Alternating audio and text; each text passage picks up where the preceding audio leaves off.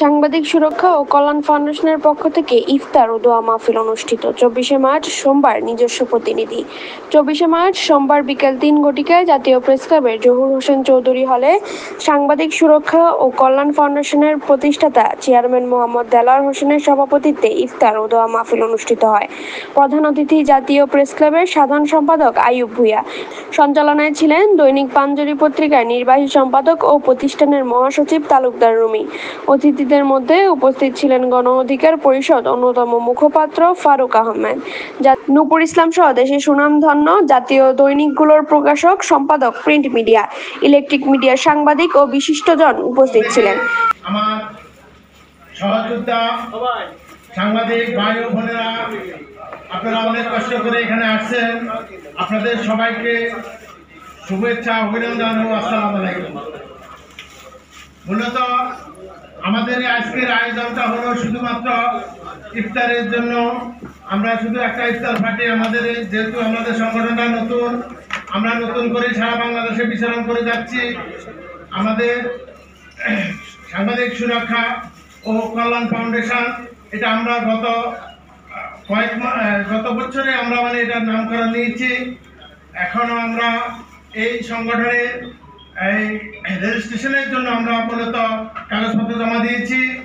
আর আমরা এটার কার্যক্রমের জন্য সারা বাংলাদেশের 29টা জেলায় আমরা আমাদের জেলা কমিটি দিয়েছি। পাশাপাশি আমাদের দক্ষিণের কমিটি হয়েছে, উত্তরের কমিটি মোটামুটি রানিং চলছে, এখনো কমপ্লিট হয় নাই। তো আমি বলবো, আমরা যারা সাংবাদিকতা করি, আমরা যারা সাংবাদিকতার মন মানসিকতা আছে, যারা সম্পাদক আছেন, যারা পত্রিকার মালিক আছেন, যারা প্রকাশক আছেন, সবাইকে আমি বলবো আমাদের এই সাংবাদিক সুরক্ষা ও কল্যাণ ফাউন্ডেশনের সাথে সংযোগ থাকার জন্য। আমরা যারা ক্লাব করি, আমরা যারা মানবাধিকার সংগঠন করি, আমরা যারা সাংবাদিকদের সংগঠন করি, সাংবাদিকদের আমাদের বাংলাদেশে অনেক সংগঠন আছে। আমাদের প্রতিটা জেলা, প্রতিটা থানায় আমাদের সাংবাদিকদের ক্লাব আছে, আমাদের বিভিন্ন ধরনের আমাদের সাংবাদিকদের সংগঠন আছে। আমি মনে করি যে যে সংগঠনে করেন, আপনাদের সবার জন্য একটা সুখবর নিয়ে আসবে ইনশাল্লাহ। আমরা যাত্রা শুরু করি, আপনারা শুধু আমাদের সাথে থাকেন।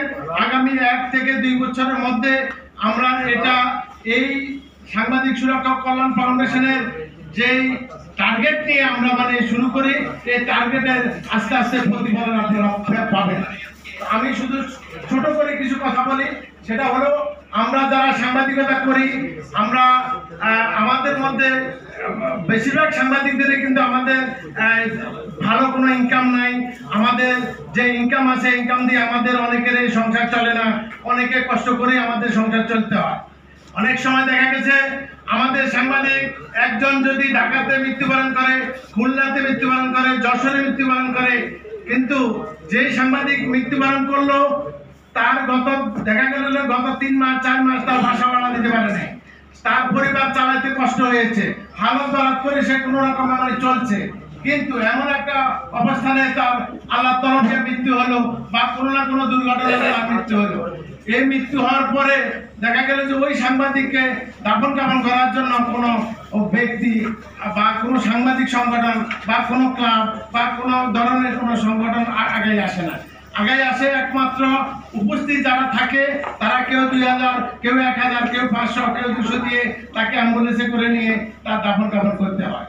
আমি গত 2 বছর থেকে প্রায় 2 বছর থেকে এ ধরনের একটা সংগঠন করার জন্য মূলত আমি মনে প্রাণে অনেক চেষ্টা করেছি এবং আমি নামকরণ নেওয়ার জন্য অনেক চেষ্টা করেছি, কিন্তু গত সরকারের আমলে আমি এই নামটা পাই নাই। আমি বাংলাদেশ দিলে সুরক্ষা দেনা